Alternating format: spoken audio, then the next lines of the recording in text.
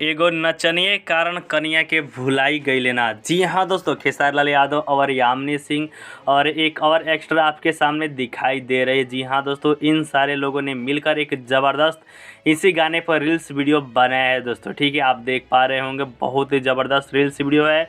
और इस reels video को अगर आप सब दोस्तों को देखना है तो यामिनी सिंह के इंस्टाग्राम अकाउंट पर जाकर देख सकते हैं। पहले यह रील्स वीडियो आप सभी दोस्तों को कैसा लगा नीचे कमेंट कर अपनी राय बता सकते हैं, जिसमें खेसारी लाल यादव ज़बरदस्त पुशअप करते हुए दिखाई दे रहे हैं दोस्तों। और खेसारी लाल के यादव के साथ में उनकी टॉप फ्रेंड यानी कि यामिनी सिंह भी दिखाई दे रही है दोस्तों। ठीक है, खेसारी लाल यादव जी से रिलेटेड हर एक पल का न्यूज़ पाने के लिए आप हमारे चैनल को भी ज़रूर से ज़रूर सब्सक्राइब कर सकते हैं, क्योंकि हम लोग हैं खेसारी लाल यादव जी के फ़ैन। और वीडियो को लाइक और चैनल को सब्सक्राइब करना मत भूलिएगा।